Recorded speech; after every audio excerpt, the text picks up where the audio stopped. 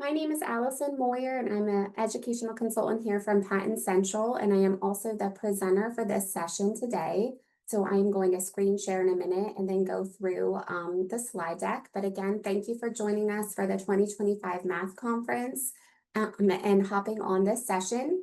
A couple things to start, just because this is a few sessions in for the day. The chat is a little bit different with some Zoom updates in our security protocol now. The main chat might look like it's disabled to you, but if you want to chat with myself or Ali Mack, who is here with us as well from Patent Central, we are both accessible in the chat. If you click the blue little icon up in the chat corner and then type in our name, you will be able to directly ask us any questions, or if you're having any trouble, please feel free to do so. All right.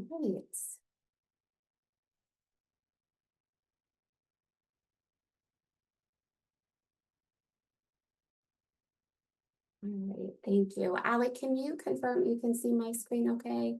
Yes, I can. Okay, awesome. Thank you so much. All right, well, thank you for joining us again this afternoon for empowering English learners in math using the PLUS framework. We are very excited to have you. The other Ali who is on the call has been putting in the chat a bit.ly that will take you to a Padlet of information to support today's presentation.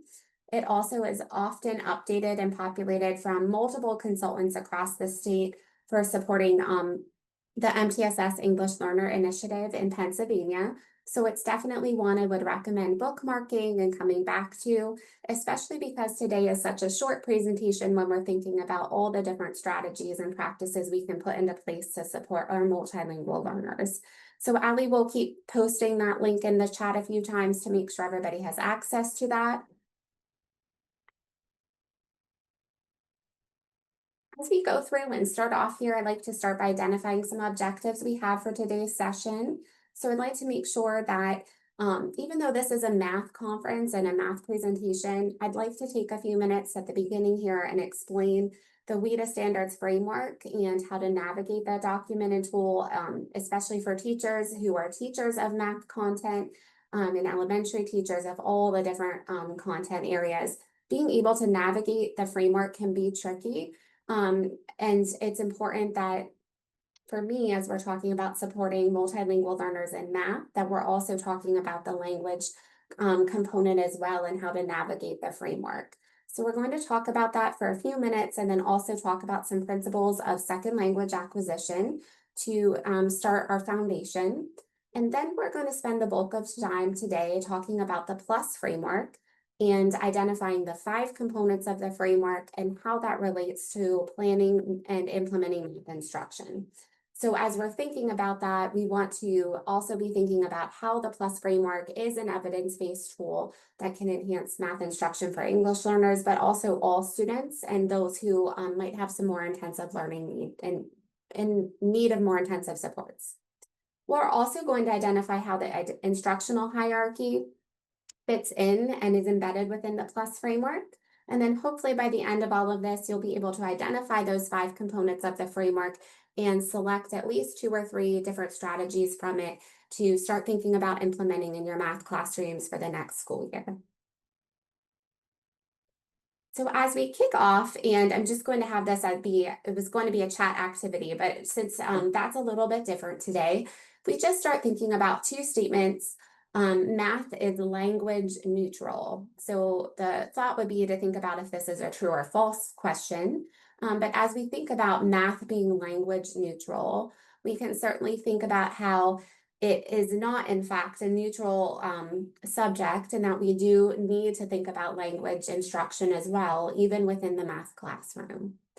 And then English learners need access to both content and language, which is something that is really critical to think about how, when we're teaching any content, whether it's math, science, social studies, any content at all, we are all teachers of language as well. So even though I'm teaching my math criteria and I'm responsible for that curriculum, I'm also thinking about language instruction and how to support multilingual learners in the classroom as well.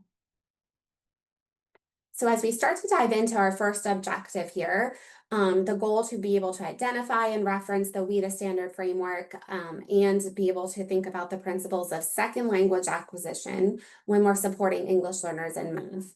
One of the things that even as I prepared the presentation and do some of this work, there are a lot of acronyms involved in education in general, but especially within the English language framework, I feel like. So if at any point you get confused, feel free to put in the chat to one of us. And also there is no shame in mixing it up or messing it up, especially as we get into the framework, because there are a lot of different acronyms to remember. But the WIDA standard framework is what we're going to dive in first.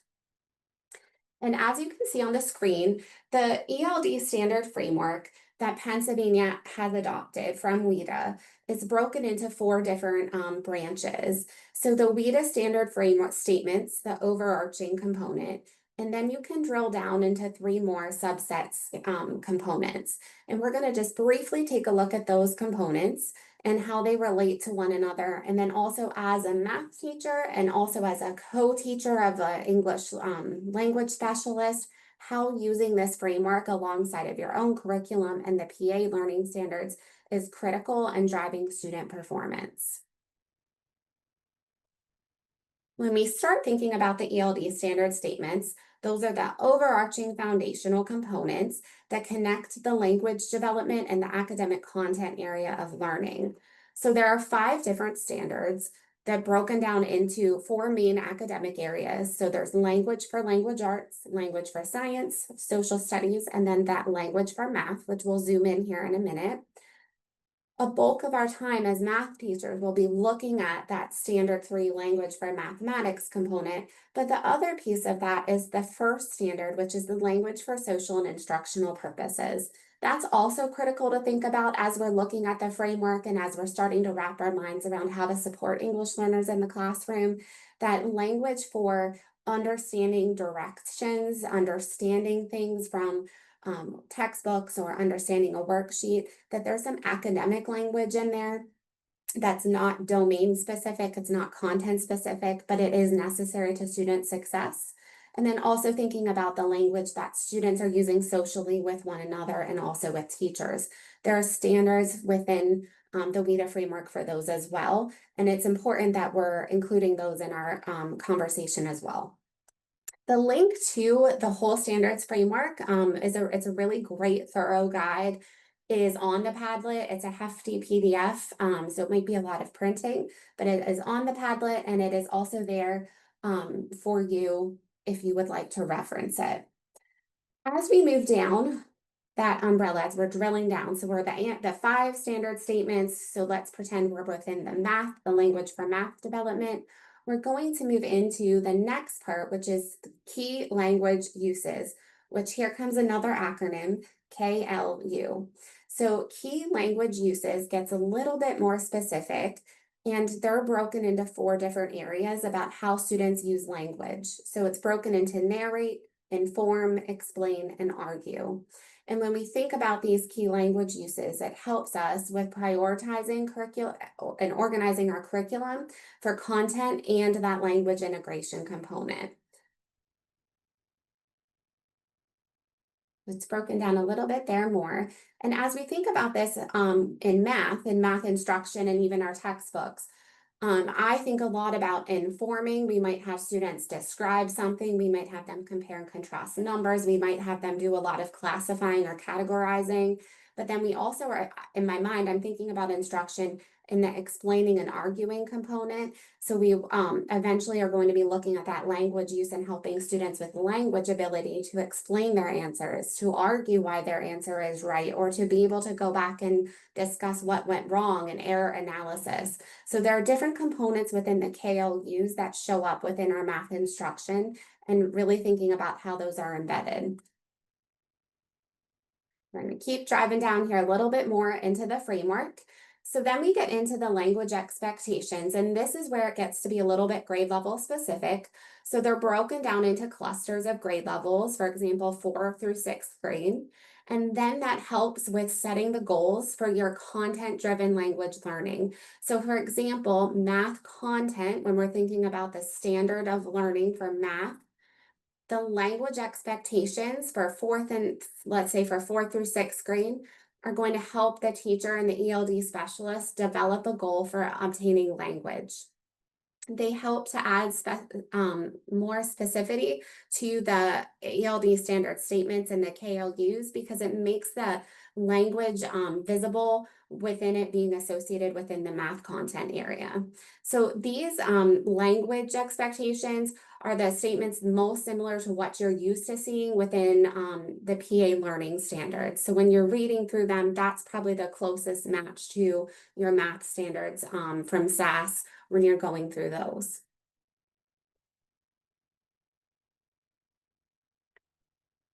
So then the other thing to think about is that when we're talking about language expectations, we're talking about it in two different ways, how we're interpreting language and how students are expressing their language. And how that shows up looks differently depending on what the lesson and the component is.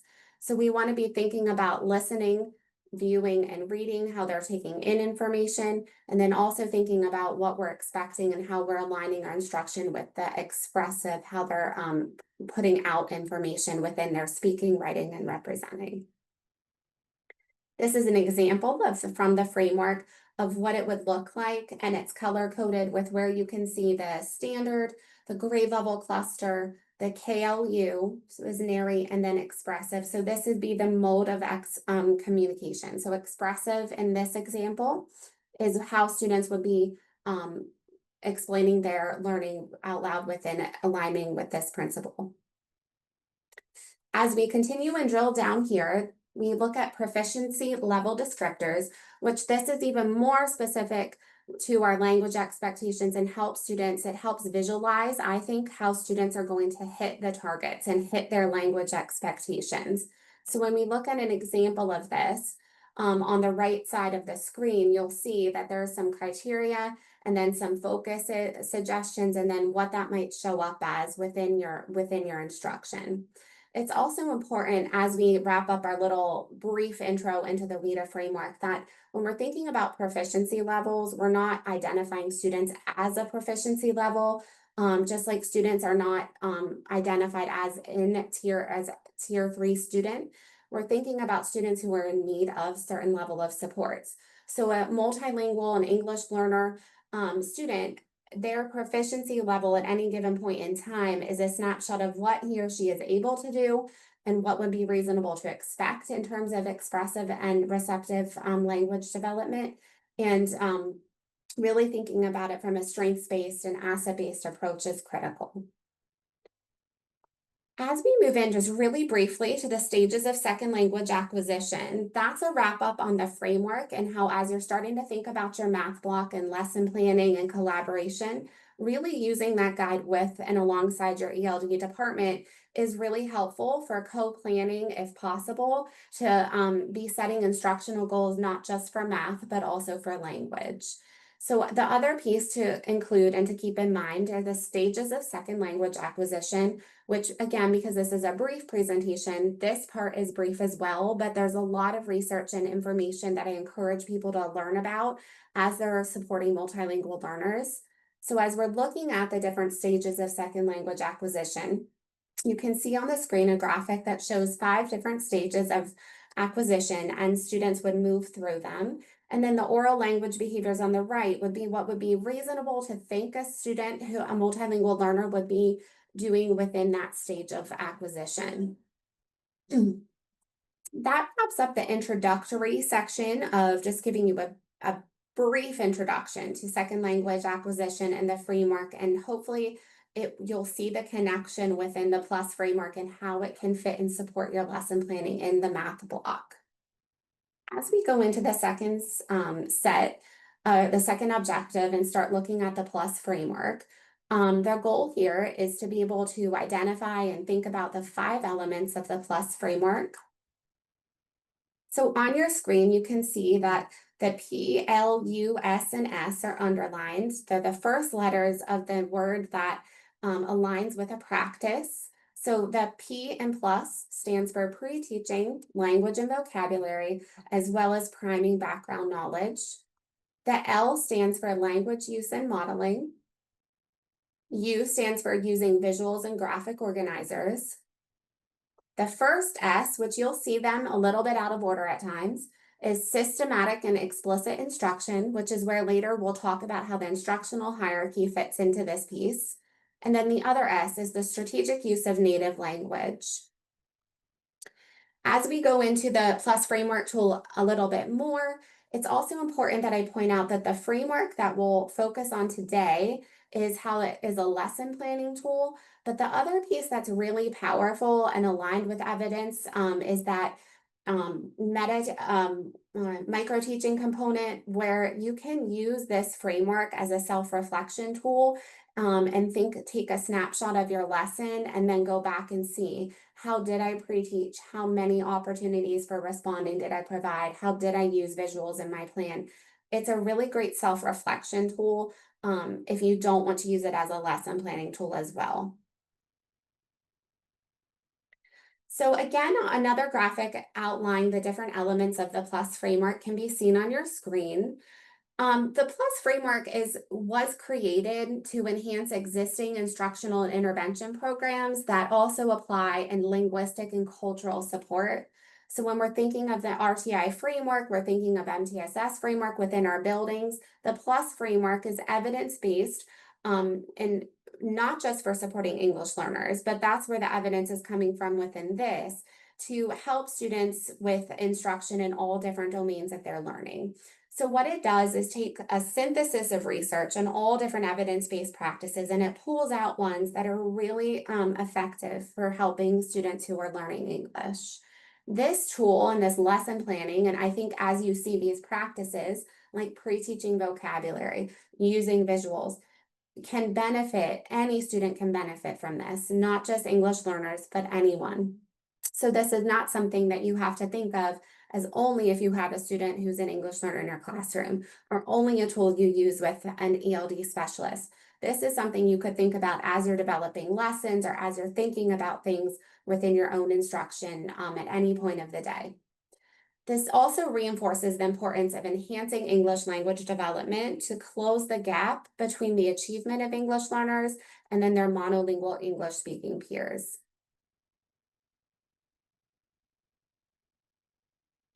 There are some examples here of how to use the PLUS framework, and I will say that the blank lesson plan that has the PLUSS on it is on the Padlet, and at the end we will go through and show that to you, but this is an example as well of what that looks like. As we move into our third objective here, we're going to start diving into each of those practices and what that looks like in the math classroom. So our first one is to start looking at the P for pre-teaching vocabulary and also that priming background knowledge.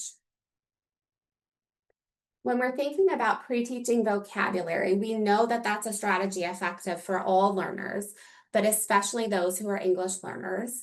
And it involves identifying the key concepts, vocabulary, and language structures in advance of a lesson with students to better understand and engage with the math, with any content, but in this case, sorry, my slide jumps ahead.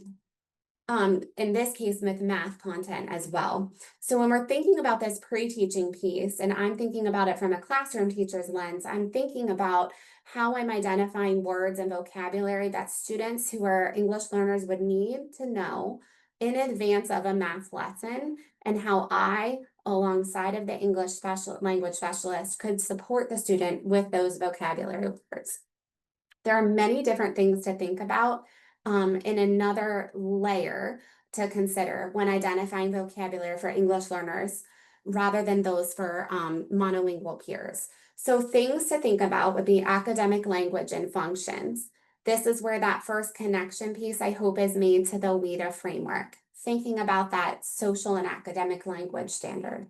There are things that students will come into contact with in their math books, in their math practice, in their centers that are directives or academic language that typically students would be able to understand, but students who are English learners might need to have that pre-taught for. For example, something like compare and contrast, solve for, based on the diagram, different things like that.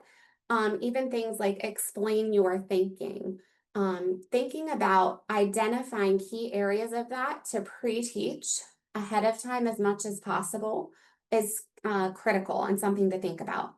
The other piece, which I think we're all familiar with as teachers, is content-specific vocabulary. So looking through your lesson planning, looking through your curriculum tools, looking through on PDE's SAS site, which is wonderful in identifying things, pulling out the content-specific vocabulary that's relatable to the math you're teaching.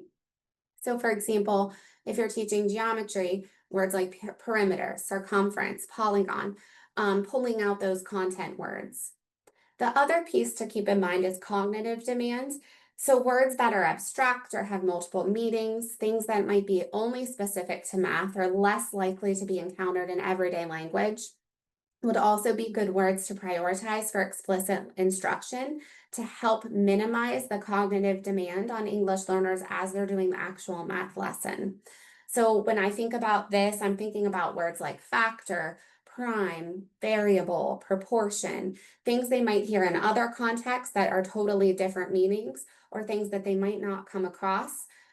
Thinking about teaching that in advance so that way when they're in the lesson with the math content, they have that background knowledge a little bit more to be able to focus and to use their cognition on the academics, the math content. It's also important in any subject. I think this comes up a little bit less in math, but to think about pre-teaching any idioms or other unique language that students might see. Sometimes I think idioms might pop up in word problems, or there might be some complex concepts within constructed response questions that you would want to think about pre-teaching that as well to students prior to the academic task. And then another piece is, again, tapping back into that initial introductory stage of second language acquisition. Thinking about the English language proficiency levels of your students is critical. So students who are in those initial stages of second language acquisition are going to need very more basic and concrete vocabulary, where students who are on the higher levels of acquisition might be ready to start talking about abstract and complex terms or whole phrases. And that's where really partnering with your ELD specialist or team member to understand each of the English learners' proficiency levels and needs is critical, because it will help you identify what is within their what is reasonable within their cognitive demand, but then also what is going to help within the academic standard.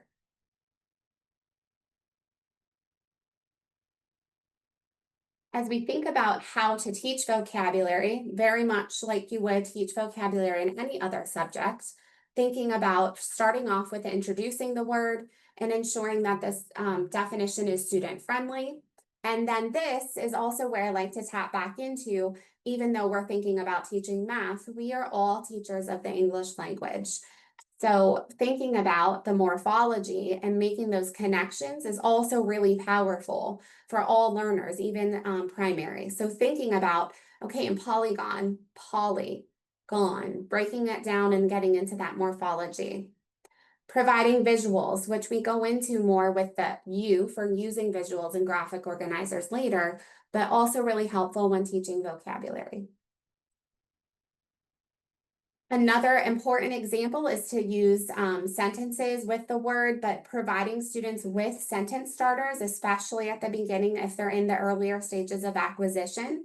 So that way students are able to focus more on learning the vocabulary word, the content word, versus how to express the entire statement out loud. So I know a circle is not a polygon because, giving the student the whole start of the sentence and asking them to answer or orally, or even write out a non-example, draw out a non-example.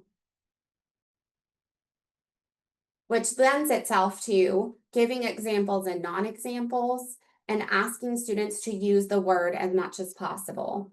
So one of the examples that we'll talk about within the using graphic organizers and visuals is the Freyer model, which an example is on the left. The other piece is thinking about your vocabulary cards and having math ones with pictures and non-examples posted as well. These math vocabulary cards, I do want to point out, there is a really great resource on the Padlet that links to math vocabulary cards that have pictures and non-examples for, I think, every grade level, but for sure all elementary. and it's broken down into content area like place value, addition, and they're free, they're downloadable. The link to that site is on the Padlet, and you can certainly email me if you have any trouble accessing it, but it's a really great free open share resource that would be great to use within your math classroom. As we move into the next, the L within the plus framework, I want to point out that this is an example on the screen of what a lesson plan using the plus framework would look like. So it might be hard to see right now. Again, it's on the Padlet. The P for pre-teaching critical vocabulary, that's there for you. And then that long box is where you as the teacher or alongside the ELD specialist could be identifying, these are the words we're going to identify, and this is how we're going to teach these vocabulary words. So this is an example of the entire plus framework lesson plan, entire plus lesson plan completed, but the P, where it says define, compare, and contrast is what we're talking about when we're mentioning the pre-teaching critical vocabulary section as well. As we move into the L for language modeling and opportunities to respond, we're going to tap back into the second language. I'm not sure why my screen is on auto advanced, so I apologize for the flipping. We're going to talk a little bit about the language development again and tap back into our foundation of second language acquisition as well. When we're thinking about language development, again, this should tie into how the WIDA framework standards are set up. We're thinking about language in two different components, receptive and expressive.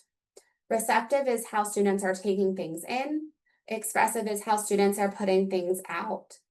So when we think about how students are taking things in, we can think about that in terms of how they're taking things in orally. So students are listening to teachers' instruction, they're listening to peers' questions and answers, they're listening to other students engaged in a math talk. They can also be receiving information text-based. So students are receiving word problems, they're reading word problems, and they're receiving that content that way.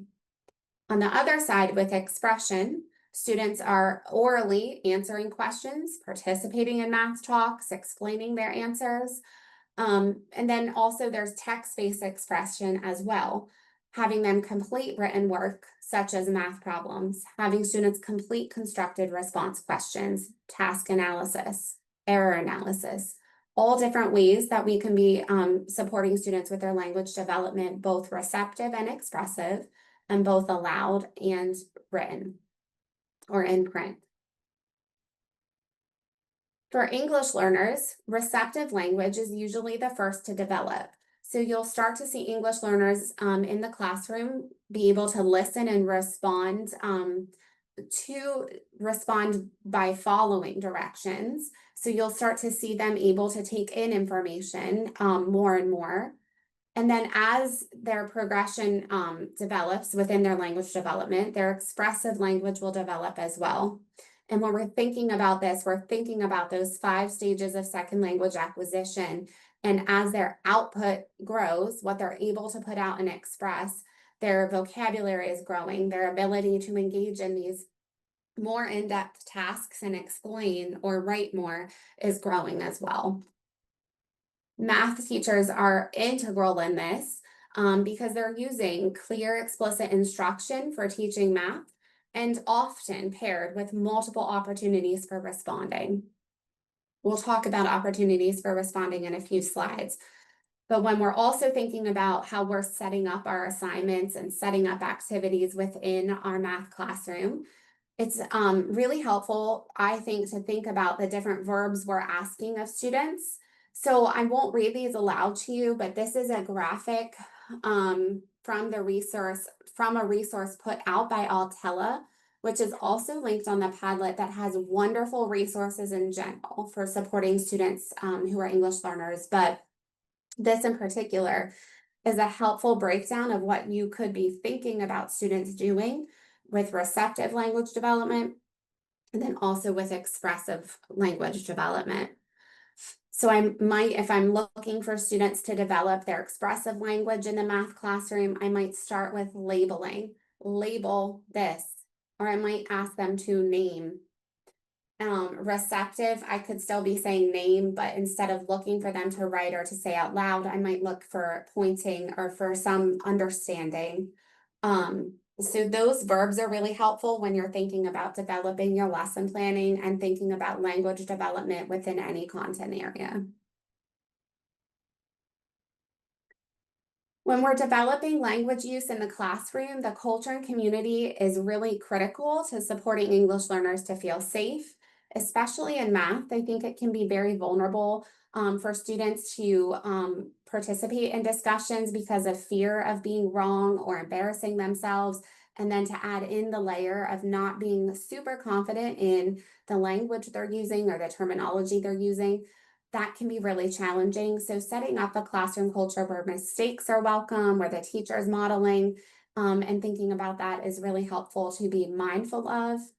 Also beneficial is to think about providing increased wait time for students to be able to both process the question and then also process their response. Using visuals is also helpful. So thinking about conveying needs, if students don't have the expressive language developed as much, to think about how are some visuals set up in the classroom that students could say, I need more time to think, I need more time to write. Think time tents are a really great idea. And visuals that, like even those plastic little sleeves used to get in a dollar spot at Target that you can stick on desks and slide in a visual. I really loved those in the classroom for being able to communicate without saying anything. I need more time or I'm stuck. Another thing that I like to mention for visuals from one of the classrooms, one of my favorite classrooms I was supporting, a teacher used those dry erase sleeves and had one color on one construction paper on one side and the other side was a different color. And the color the students were working on matched their level of confidence in the task. So if they were working on the yellow side of their dry erase pocket, that was saying, I'm not super confident in this. I need you to check in with me. If they were working on the green side, it was communicating, I'm feeling pretty good about this, I'm good. So the teacher knew, and it was really great formative assessment data, the teacher knew who to go to first. It allowed students a nonverbal way of communicating their needs. And I also think for math, students sometimes can be hesitant to engage in some tasks that are more challenging. But if they have that non-verbal visual tool of communication, it allows them to start to feel safe in doing something, knowing that the staff member or the teacher is going to be able to come over and support them. So just something to think about using visuals across math as well. And then also varying the opportunities to respond is helpful as well. When we're thinking about opportunities to respond, again, another acronym, OTR, you'll see it referenced. That can be answering out loud. It could be a statement. It could be a gesture like give me a thumbs up. Stand up if you hear a prime number. So thinking about different ways to communicate and to respond is helpful. And this is really powerful when we get into thinking about the instructional hierarchy and helping students who are in need of additional practice to get that fluency up, to ensure that we're providing a lot of opportunities to respond. But it's equally important for students who are English learners to have a lot of opportunities to practice their language. So it's twofold, supporting them with their math skill and supporting them with their language skills.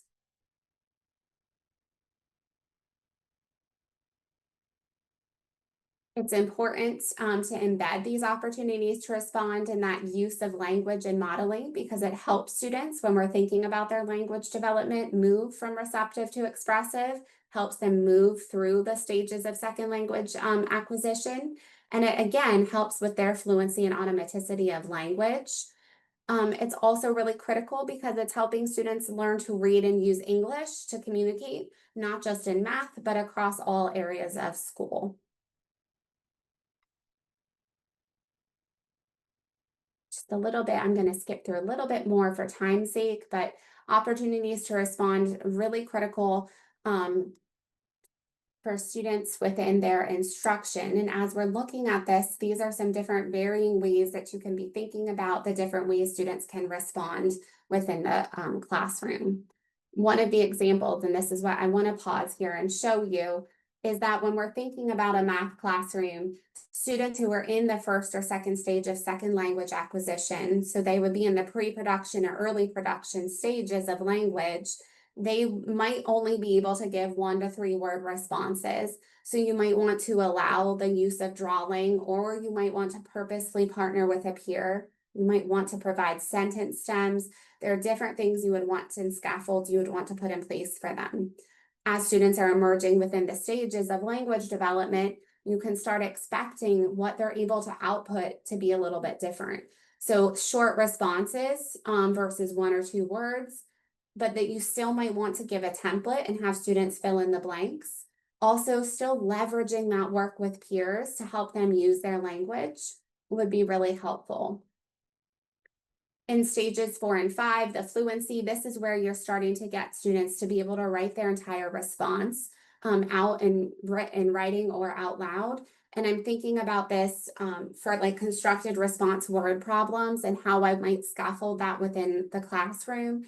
I would have some answers pre-populated with the sentence stems on the bottom, where students would only need to input certain information about the math content, their math answers. But as for the students who are in stages 1, 2, and 3, but as students are in stages 4 and 5, I'm going to start pulling back on those scaffolds to encourage more independence and ability to develop their own ideas.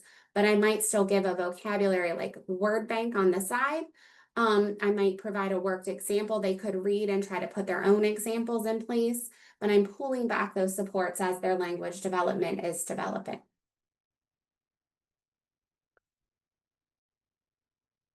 This is again just another example of how this might look within an oral response and how you might want to scaffold oral responses differently across the different levels of language development. So in this example, if Alex is saving money to buy a new video game, he already saved $4. He plans to save an additional $3 every week. After a certain number of weeks, he will have saved $16 in total. How many weeks will it take for Alex to save $16? In stages 1 and 2, there are some strategies or some ways that I might scaffold the lesson. As students who might be in need of support from stage 3, you might just need to pre-teach. You might need to give the word problem remove some of the extraneous language. And as students are in 4 and 5, later in the trajectory of development, you might be able to do minimal actual scaffolds on the worksheet or on the word problem itself, but still provide that partner support. But you also could extend it and extend their language development as well to ask them to explain and to justify how they got their answer. So within this section, you can see that the strategies for language modeling and opportunities for practice are in that L bracket on the screen. What you would want to do is input there the language modeling and opportunities within the math lesson. As we move into the U, that stands for use of manipulatives, visuals, and graphic organizers. Again, manipulatives are very powerful. Just coming from the last session with Marilyn Zecker, manipulatives are powerful tools for all learners, not just students who are English learners, and they help to bridge the gap between abstract, from taking things from concrete to abstract. So it helps with concrete understanding. It helps with language development, and it certainly helps with engagement and motivation and scaffolding and problem solving skills. Different variations of manipulatives, and if you were in the last session, she really did a great job with identifying different tools that teachers might use within their classroom. But counters, base 10 blocks, fraction circles, number lines, pattern blocks, all different types of manipulatives are really helpful for students who might need additional support with the math content, but they're also really powerful when you're thinking about students who are English learners starting to learn vocabulary and matching the concepts with their meaning. One of the other methods that's really important to consider is the concrete representation abstract approach.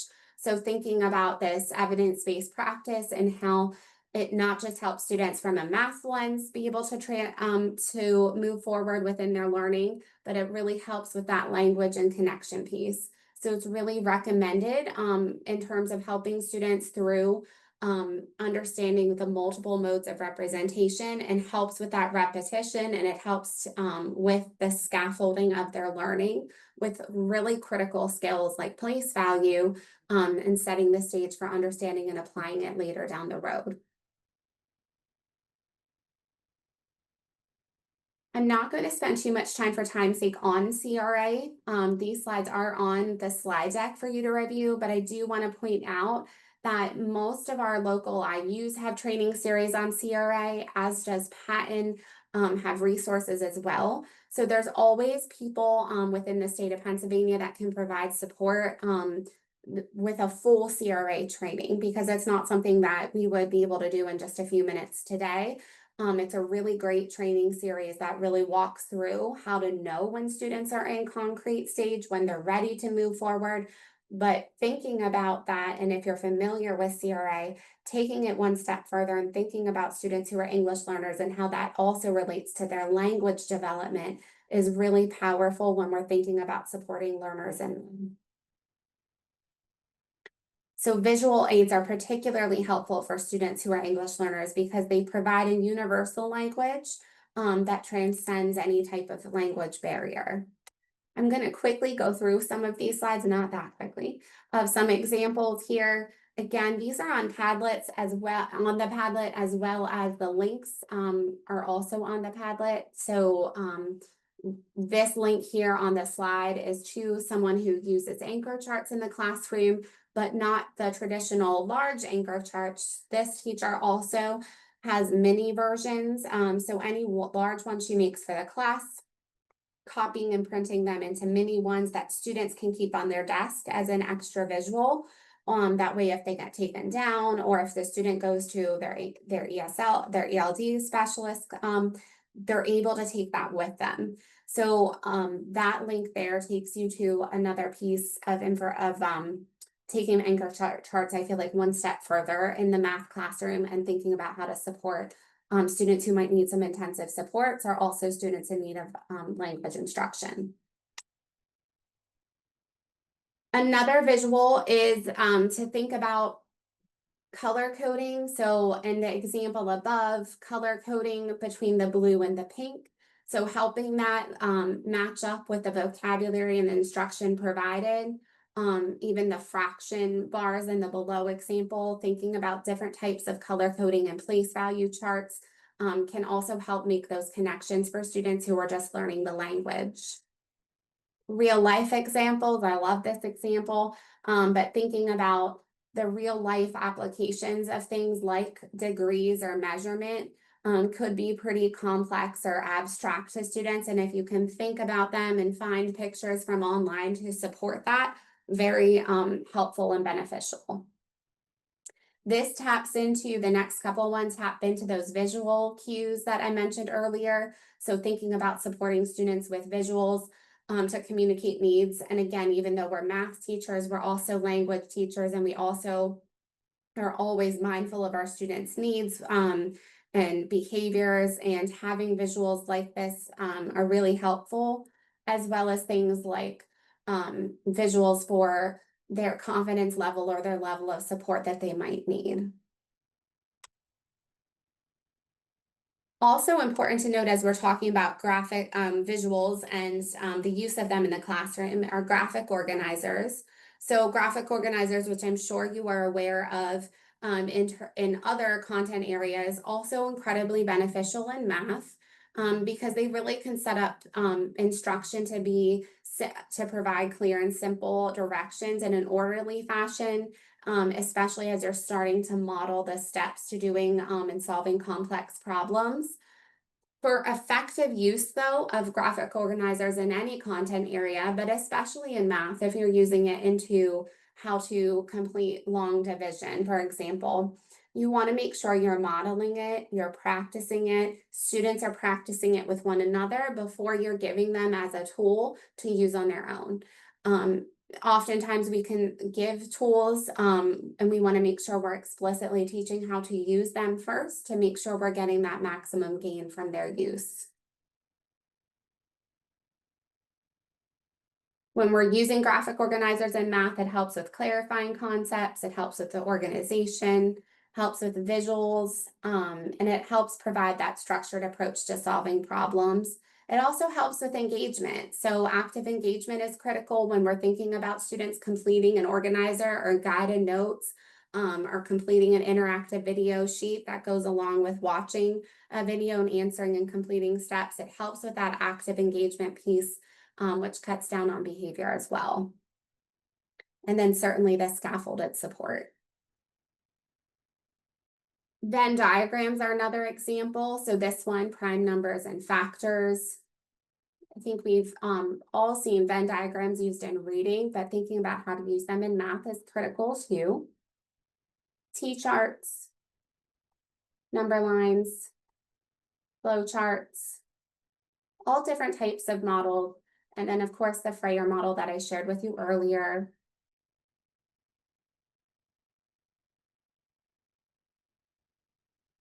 Concept mapping is huge.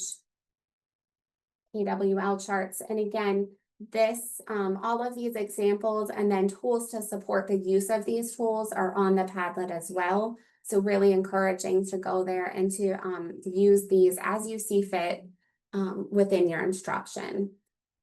As we wrap up this section, over on the U, you can see, if you look closely under the U, this teacher in this example plans to use the Venn diagram and to show pictures of an iguana and a snake. So it's just being purposeful and intentional with their use of graphic organizers and planning for it in advance. That's going to support that language development and then support the acquisition of the math skill as well. The next step is to start diving into the S of the framework, which I like to present out of order a little bit. So I'm going to go into strategic use of native language. You might see the S, the first S referred to as systematic instruction, but I like to switch them for presentation purposes. When we're thinking about strategic use of native language, one of the first things we're thinking about is the use of cognates, which are words that in two languages share a similar meaning, spelling, or pronunciation. So if you're aware of what cognates are, and then you understand them, and you can use that to teach in math or any subject area, that can help English learners make connections, I would say especially in math, across and make those connections across multiple languages. So one of the things that we would recommend to think about strategic use of native language and cognates is, as you're going through your lesson plans, as you're going through your curriculum, what are some math-related cognates that you could think about and pre-plan to teach within your instruction? So for example, you can see addition, fraction, and decimal all have cognates in Spanish. And there are subject-specific lists that are referenced on the Padlet. So there are actual cognate dictionaries that are free resources that are on the Padlet that you can go to and type in a word, and it will show you what cognates exist for it. And then you can use that within your instruction. And some of them even have flashcards or word vocabulary wall cards developed already for math, which is really helpful. When you're teaching cognates, just like within vocabulary, you want to explicitly point out and highlight. So making that connection between the languages and showing them side by side, even having a math word wall and working with your ELD specialist to have word walls that maybe like portable ones that can go back and forth, or to have one in each classroom. Also using them when you're creating materials if possible. So really with co-teaching and co-planning, really thinking about, are there ways we can take the math worksheet that I'm going to send home and embed some of the use of cognates to help support not just the student, but the family member know what is being asked of them. So it really helps to start thinking about, are there ways that we can leverage that in our use of bilingual materials or handouts? So you want to make sure that you're explicitly teaching them before starting a new unit or lesson, discussing the similarities. And then again, it's all interconnected. So visual aids also play a role in this. If I'm going to show the cognate, I'm also going to show the visual alongside of it to ensure that they are, the students are able to understand the relationship.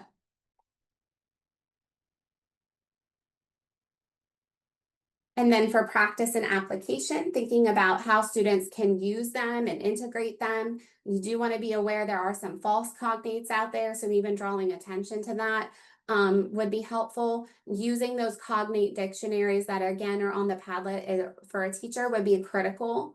And then providing feedback that highlights, hey, you used that correctly, or hey, you found that relationship, great job, would be really powerful. Some examples, so cognate matching game is on the Padlet, cognate word walls, bilingual glossary creation, so have students track their own learning that way, and then interactive notebook, so similar to a glossary, they could do an interactive notebook with their terms, cognates, and then an example. And then as you're planning for that, so with this one, the S is that the S here under the 7 box, teach for transfer. So words and sentence frames are posted on the board in English and Spanish. So if you're planning and using the framework for strategic use of native language, you might just say, this is a cognate I'm going to teach, and just list it. So we're finally coming to the tail end here, and I know we're on our tail end of time, but thinking about how this all is embedded within the instructional hierarchy, which is so critical from our math team lens at Patton, and how that is embedded within the PLUS framework is really my favorite part, and I could spend an entire day just talking about that. When we dive into the final S, which is the systematic explicit instruction, we're thinking and talking about the idea that students are in different stages of learning. And the first one is acquisition. So when a student is first learning a skill and just starting to get it, they are in acquisition. And as they are moving through the trajectory and as they're moving forward, they move into a stage of proficiency or fluency. And then they're able to generalize and then adapt and be able to see things in a different way and apply their knowledge. So students who are constantly moving through this, and they need their instruction to match whatever stage of learning they're on. So for example, students who are in acquisition, those students are inaccurate, they're slow, and they're starting a new idea or new concept. And you might also see them being confused or frustrated. But that piece of just they really need a lot of time to complete a task. In this stage, students need help with a lot of feedback and a lot of modeling and explicit instruction. Feedback is critical here.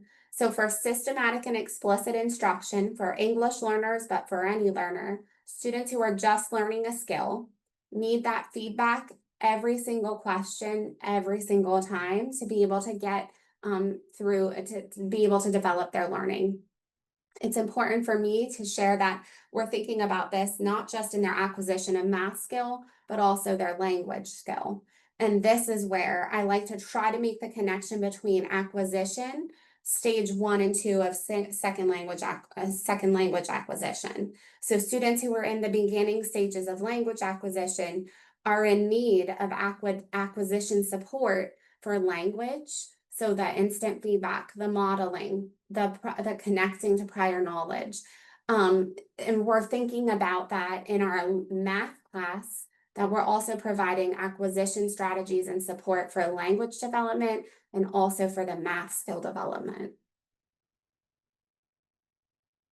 If students are in the proficiency, also known as fluency stage, they're accurate, but they're still slower paced. So they might be thinking too much. You might see them slowing down, or they're just getting it. So they're just starting to get the click with click. They need a lot more opportunities. This is where that relates to the opportunities to respond. Students need more and more time to be able to practice, to be able to engage in the questions, to be able to respond. And then in generalization and adaptation, they're quick and they're accurate. And this is where they need to be able to see it and to apply it into different ways. Learning's a process, and our instructional practices should correspond accordingly, whether we're talking about instructing language or instructing math. So all of these strategies come up throughout John Hattie's work of evidence-based practices. They're all different strategies, but not necessarily all, but a lot of these are strategies I used in my classrooms as a teacher, and they're great, but they're not always great for where students are in their instructional hierarchy, in their learning hierarchy. So while none of these practices are bad, and they most all have high effect size ratings, they're only highly effective if they're paired appropriately with where students are in their learning. And when we're thinking about that for students who are English learners, we have to think about it twofold.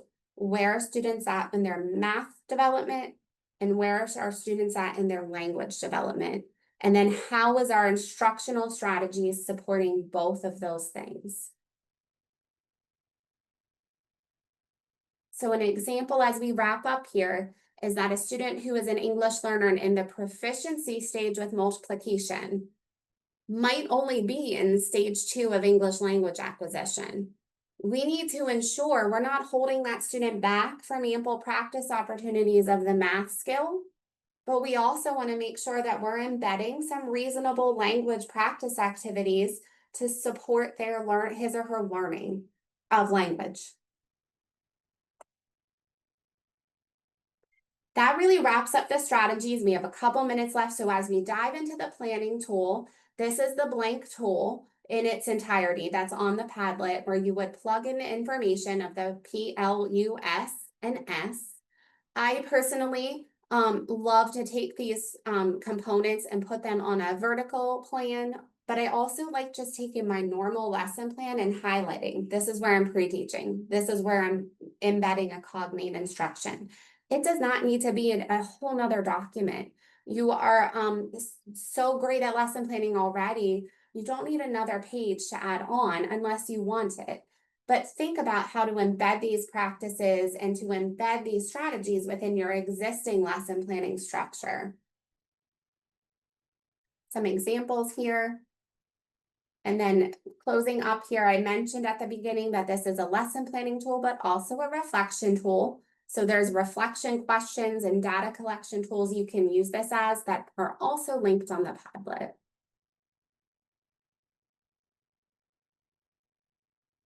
We have a couple minutes, so I know I zoomed through and that was so much information. I do want to mention that if you have questions, you can stay on or send me an email. That is my email there. I also will say that we just closed a Schoology course for supporting English learners in math. That was this presentation, but it was 7 hours of Act 48. We do plan to offer that course again in the fall. It's asynchronous, and it dives into each one a little bit more in depth. And that's always an option, as well as reaching out to anyone for more support. But thank you guys for being with us here at the math conference. And just as we close up, a reminder that if you need course credit, all of that is embedded within the events website on Patton. And I think that wraps up all of the announcements, actually. Thank you very much.